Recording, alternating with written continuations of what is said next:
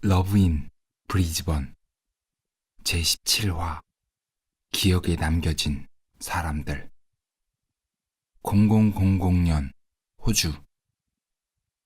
뭐라고요? 내가 죽었다는 말입니까? 남자의 충격적인 말에 준호는 놀라지 않을 수 없었다. 말한 그대로라네. 자네는 더 이상 이 세상 사람이 아니야. 늦게 말해줘서 미안하네. 난 자네가 스스로 알아가기를 바랐던 거야. 남자의 표정은 다소 진지했다. 그가 거짓말을 하는 것 같지 않았다. 준호는 잠시 동안 말을 잇지 못했다. 믿을 수 없었다. 하지만 남자는 더 믿지 못할 이야기들을 했다. 그러니까 당신은 스위퍼라는 직업을 가진 사람, 아니, 중인? 이러는 겁니까? 그래, 우리는 그렇게 부른다네. 자네 역시 중인이지. 더 이상 사람은 아니란 거야. 자네가 살던 시간은 이미 오래전에 지나가 버렸지. 자네는 지금 현실 세계와 이상 세계의 중간에 있는 거라고 보면 될 걸세. 준호는 도대체 남자의 말을 믿어야 할지 말아야 하는지 도무지 확신이 서지 않았다. 남자의 말을 있는 그대로 믿자니 너무나 뻔한 속임수에 넘어가는 자신이 우스웠다. 분명히 그는 이렇게 두 눈으로 세상을 보고 있고 바람의 향기를 맡을 수도 있기 때문이었다.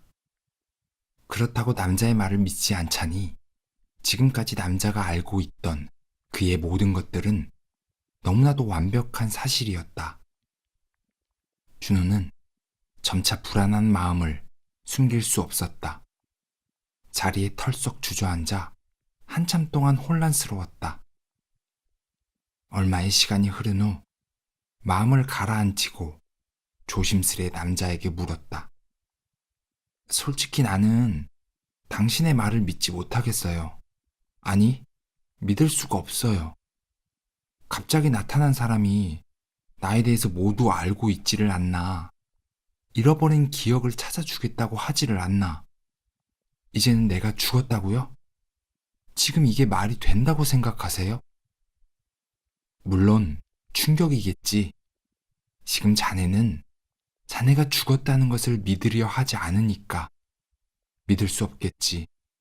그 심정 이해할 수 있다네. 하지만 지금까지 일들을 생각해보게. 이곳에 어떻게 오게 되었는지를. 이렇게 멀쩡히 살아있는데 제가 어딜 봐서 죽었다는 겁니까? 준호는 다시 상기된 표정으로 되물었다. 인간은 자신이 믿고 싶은 대로 믿으며 살아간다네. 지금껏 나 아닌 다른 사람들과 대화를 해본 적 있나? 남자가 물었다. 글쎄요, 기억이 잘... 그는 남자의 말에 당황하기 시작했다. 주위를 둘러보게. 저들이 우리를 한 번이라도 의식하는지를. 저들에게 우리는 없는 존재나 마찬가지야. 여전히 남자를 믿지 못하던 준호는 설마 하는 심정으로 자리에서 일어났다. 그는 보라색과 노란색의 꽃들로 장식된 노천 레스토랑에서 식사를 하고 있는 중년의 부부에게 천천히 다가갔다. 누군가 그의 말에 반응하기를 간절히 바라며. Excuse me. 금발의 멋쟁이 아주머니는 편안한 자세로 레드와인을 마시고 있었다. 그녀는 요새 꽃꽂이를 배우는지 남편에게 너무 재미있다면서 한번 배워보지 않겠냐는 농담을 던졌다. 남편은 자신이 미국의 차기 대통령에 당선이 된다면 한 번쯤 시도해보겠다고 응수를 했다. 그는 다시 한번 시도했다. 이번에는 전보다 더욱 큰 목소리로 말했다.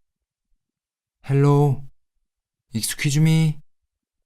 역시나 아무런 응답이 없었다. 그가 그들의 테이블을 바로 옆에 서 있다는 것조차 알지 못하는 것 같았다.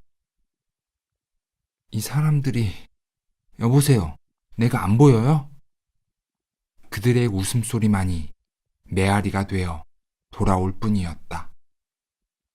맙소사, 내가 정말 죽었단 말인가? 이건 정말 말도 안 되는 일이잖아. 거짓말 마세요. 전 죽지 않았다고요. 제발 부탁이에요. 거짓말이라고 말해주세요. 제발 아저씨. 그는 지푸라기라도 잡고 싶은 심정에 남자에게 달려가 화를 내보기도 하고 애원을 하기도 했다. 미안하네. 내가 자네에게 해줄 수 있는 것은 아무것도 없다네. 그는 그 자리에 멍하니 서서 잠시 동안 움직일 수 없었다. 그리고 끝내 그의 두 눈에서 뜨거운 눈물이 흘러내리기 시작했다. 내가 정말 죽었던 거였군요. 그는 고개를 숙인 채 흐느껴 울기 시작했다.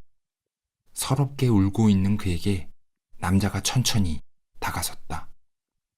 그리고 그를 조용히 안아주며 위로했다. 괜찮아, 괜찮아.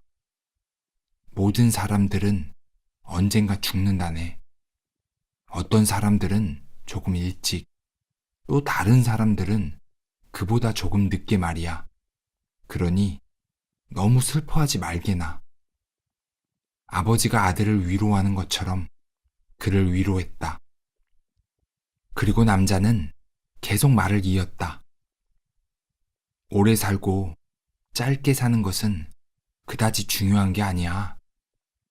어차피 지나고 나면 끝나지 않을 것 같던 인생도 결국 기억 속의 사진 몇 장으로만 간직되어 버리니까. 길고 긴 인간의 삶도 다른 각도에서 보면 결국엔 찰나의 순간일 뿐인 거지. 그는 여전히 고개를 숙인 채 어린아이처럼 흐느껴 울고 있었다. 남자는 천천히 고개를 바다로 돌렸다. 그리고 눈을 감고 파도 소리를 들었다. 남자의 눈에서 한 방울의 액체가 뚝 떨어졌다. 남자는 그에게 시간을 주었다. 얼마의 시간이 흘렀을까?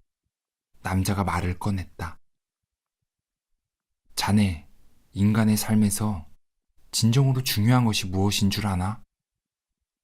남자의 질문에 그가 고개를 숙인 채 머리를 가로저었다. 그건 말이지, 얼마나 많은 돈을 벌고 누군가에게 존경받는 사람이 되는 것 따위가 아니야. 진정한 삶이란 바로 누군가를 진정으로 사랑했었는가 하는 거라네.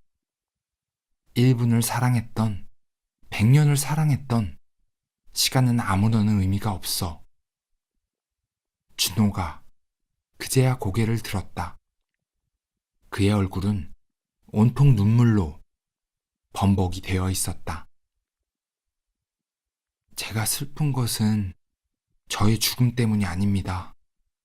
전 그녀를 너무 사랑했습니다. 하지만 저는 그녀에게 사랑한다는 그 흔한 말도 해주지 못했어요. 아마도 그녀는 저를 미워하며 평생을 살았을지도 모릅니다. 그래서 마음이 너무 아픕니다. 왜 그렇게 생각하나? 왜 그녀가 자네를 미워할 거라고 단정 짓는 거지? 그는 그녀와 함께했던 잠시의 시간, 그리고 그녀를 눈앞에서 보내야 했던 그때의 이야기들을 모두 말했다. 그러니까 자네는 마음에도 없는 말들로 그녀에게 상처를 주었다는 것이군. 남자가 시선은 바다 쪽에 고정한 채 말했다. 네, 그때 저는 그녀에게 미안하다고, 사랑한다고 말해주고 싶었습니다. 하지만 지난날의 기억 때문에 또다시 상처받기가 두려워 그녀의 이야기도 제대로 들어주지 못했어요. 전 그녀를 밀어내려 했어요. 하지만 그녀가 저의 진정한 사랑이라고 깨닫는 순간 그녀는 이미 떠난 상태였고 저는 그녀를 따라갔지만 그때 그만 달려오던 차와 그는 괴로움에 끝내 말을 잇지 못했다. 끔찍한 교통사고의 기억 때문이 아니라 그녀에게 아무런 말도 해주지 못한 것에 대한 괴로움이었다. 말하지 않아도 된다네. 남자가 다시 먼 바다를 바라보며 말했다. 파도는 어느새 잠잠해져 갔다. 심하게 불던 바람도 차츰 잦아졌다.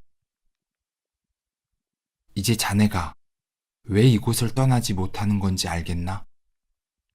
그게 무슨 말입니까? 내가 자네를 찾아온 이유이기도 하지. 자네는 벌써 한참 전에 이곳을 떠났어야만 했어. 어디로 떠난다는 말씀입니까? 그것은 나도 모른다네. 오로지 자네만이 그곳을 찾을 수 있는 거야. 하지만 자네는 아직 떠나지 못하고 이렇게 과거의 시간에 사로잡혀 그 안에서 벗어나지 못하고 있지. 과거의 자기 자신이 현재의 자신을 붙잡고 있는 거야. 남자는 쉬지 않고 말을 이어나갔다. 사람이 죽으면 몇 년 동안에 걸쳐 정리할 수 있는 시간이 주어진다네. 그 안에 남겨진 기억들을 말이야. 자네가 살았던 세상도 그렇지 않나? 오랜 시간이 흐른 뒤 사진을 보며 옛 추억을 정리하는 것처럼 말일세. 그것과 똑같다고 보면 된다네. 말하자면 말이지.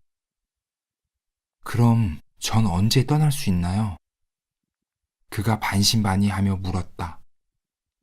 미안하지만 그건 역시 내가 알 수 있는 것이 아니야. 자네는 이미 오래전에 기억을 정리하고 떠났어야 했어. 하지만 그렇게 하지 못했지.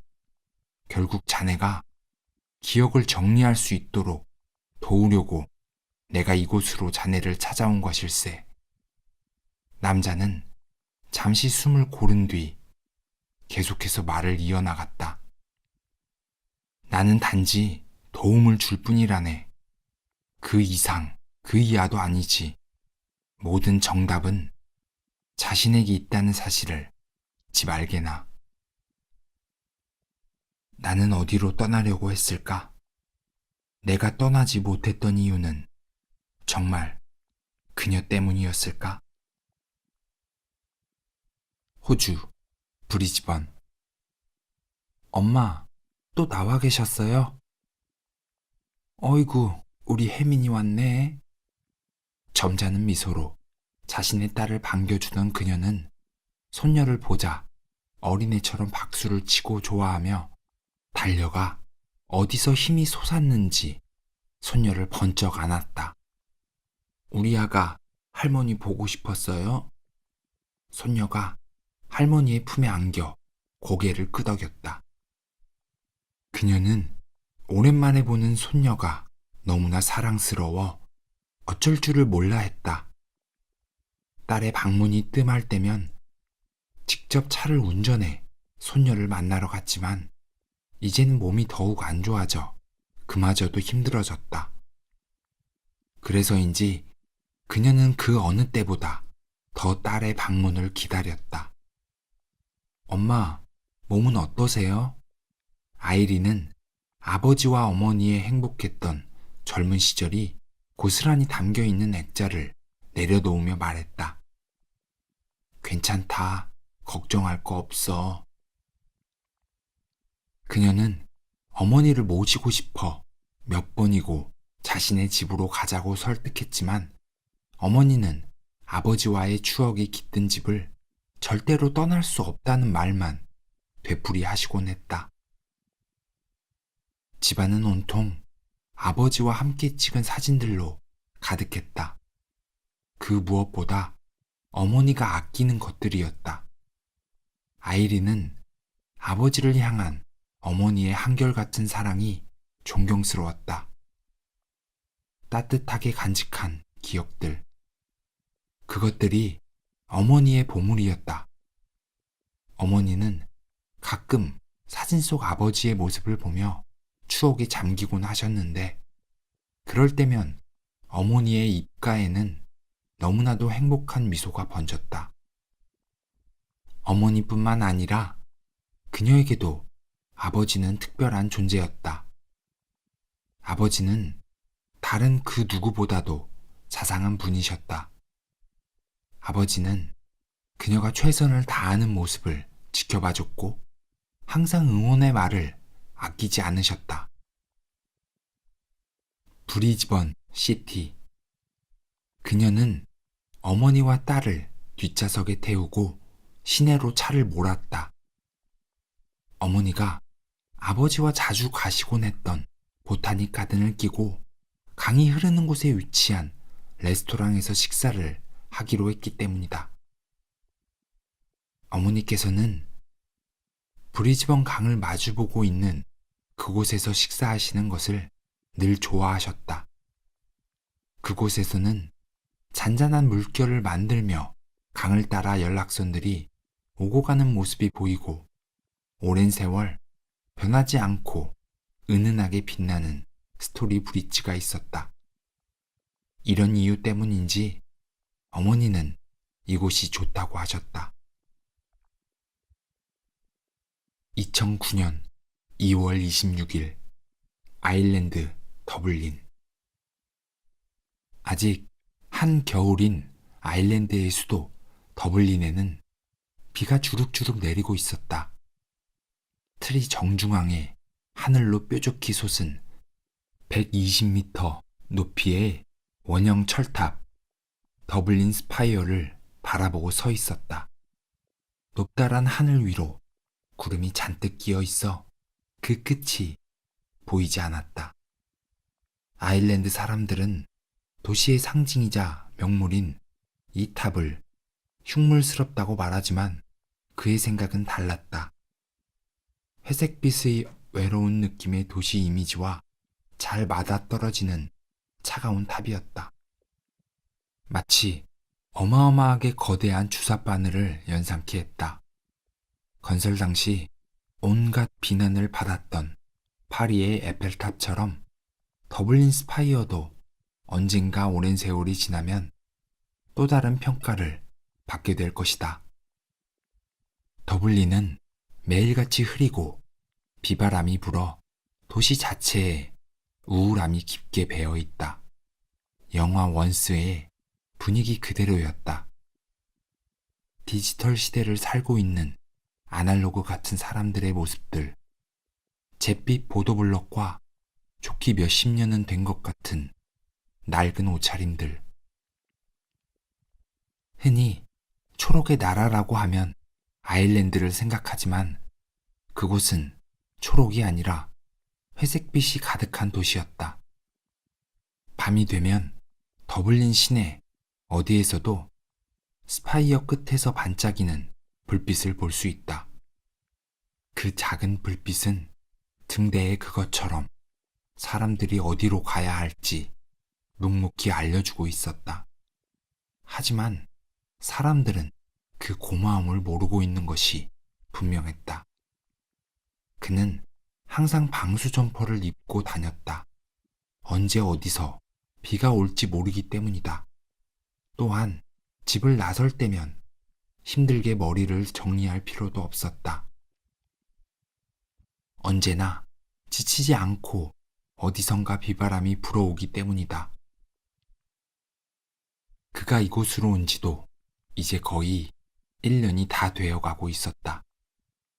영원히 움직일 것 같지 않던 시간들이 서서히 꿈틀대며 움직이기 시작했다. 친구들을 사귀고 새로운 문화와 언어, 그리고 환경에 적응해 나가는 자신이 새로웠다. 일주일에 6일은 비가 온다고 해도 절대 과장이 아니었다. 더구나 우산이 뒤집어질 정도의 강한 바람도 동반한다. 더블린 사람들은 비바람에 익숙한지 우비나 우산이 없어도 절대 비를 피하지 않고 당당하게 맞선다. 어쩌다 해가 뜨면 모든 사람은 공원이나 거리로 나와 그 소중한 날을 즐긴다. 매일같이 눈부신 햇빛이 가득한 어떤 나라에서는 상상도 못할 고마움이다. 오늘은 그가 마지막으로 학원에 가는 날이다. 1년간의 과정을 모두 마침내 끝냈다. 여느 때처럼 한쪽 귀에는 이어폰을 꽂고 한쪽 귀로는 서울 하늘 아래서 그토록 싫어했던 거리의 소음을 즐긴다.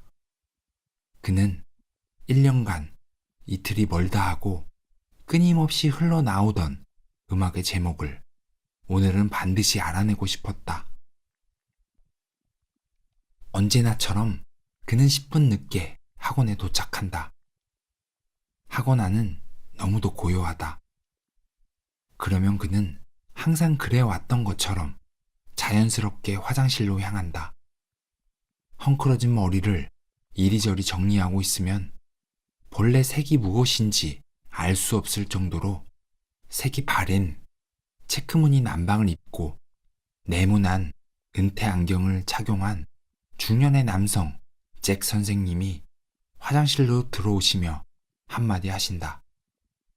저스틴, 거울 좀 그만 봐라. 안 그래도 멋져.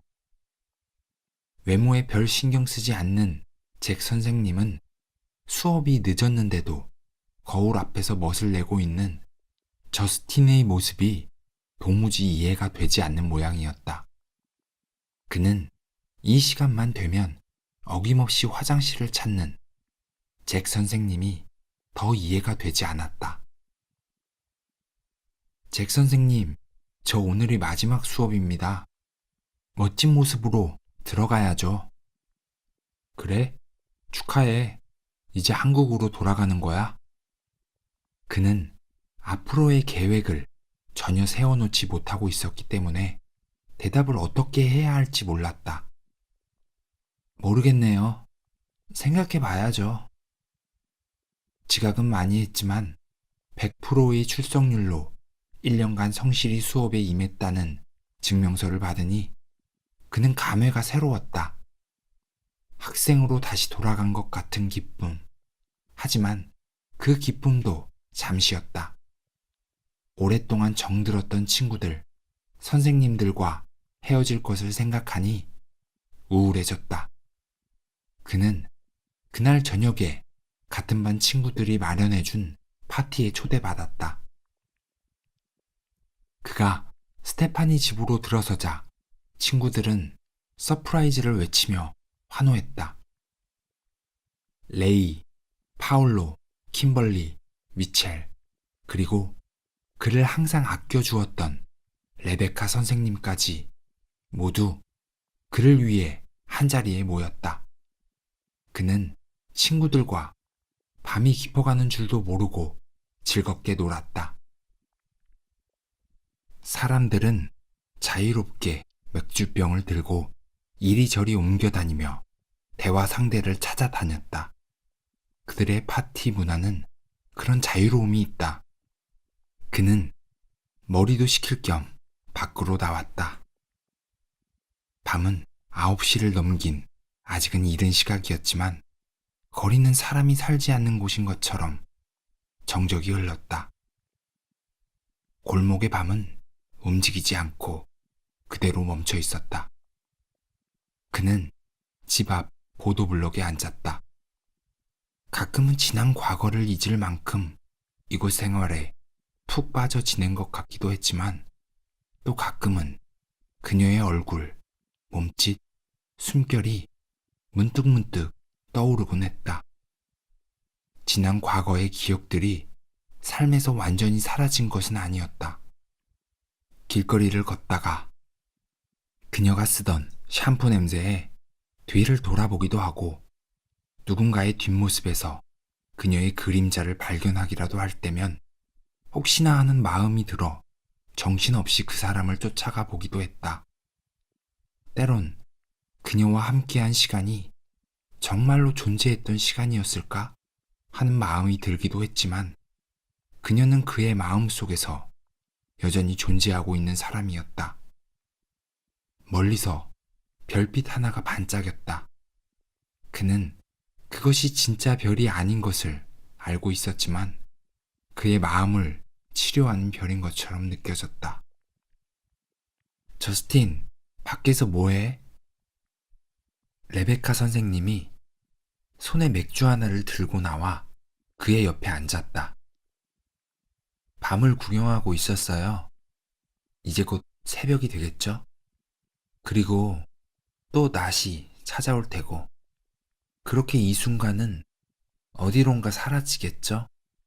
밤이 아침 쪽으로 순식간에 사라지듯 말이에요.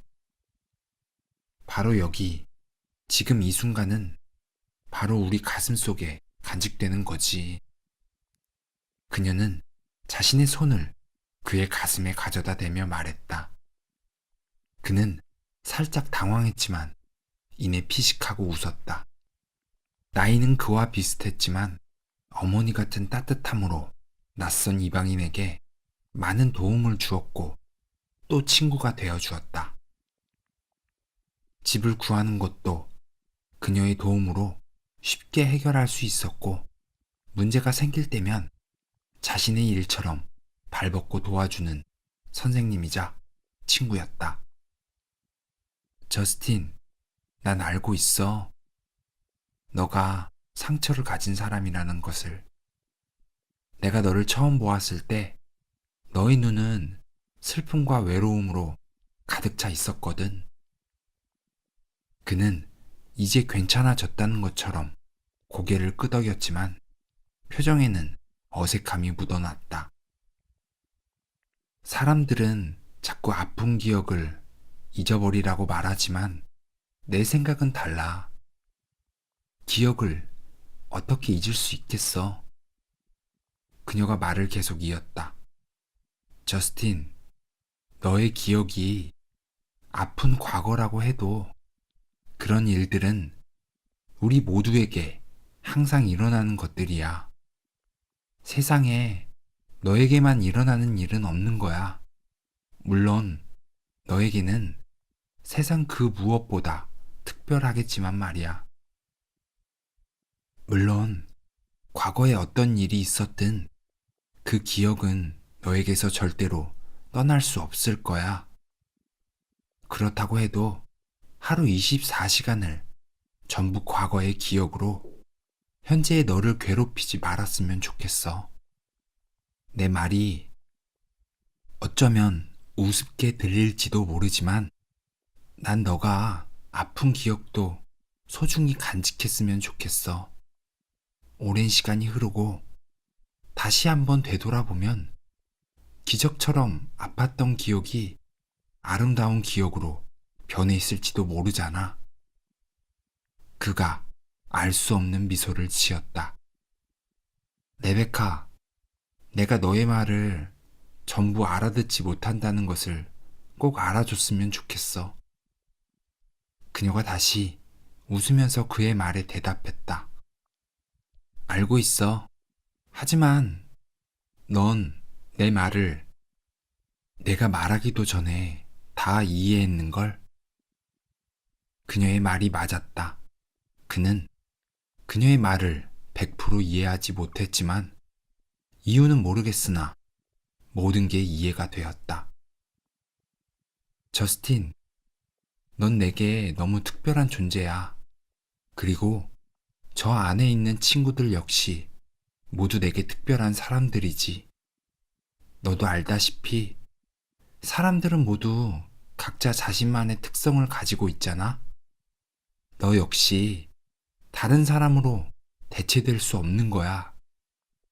우리가 알던 사람들은 절대로 다른 사람으로 대신할 수 없거든. 비록 모든 관계가 끝났다고 해도 말이야. 그래. 알고 있어. 넌 참 좋은 사람이라는 걸. 저스틴, 너 정말 내 말을 이해하지 못한 건 아니지? 두 사람은 웃었다.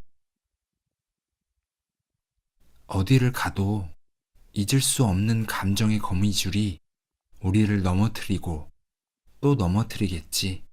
하지만 우리는 미치도록 잊으려 노력하거나 그게 아니라면 가슴속에 안고 사는 법을 배워야 해. 그녀의 말에 그는 고개를 끄덕였다. 이제 무엇을 해야 할지 모르겠어. 그가 말했다. 그러자 그녀가 조용히 말했다. 그냥 너의 마음을 따라가.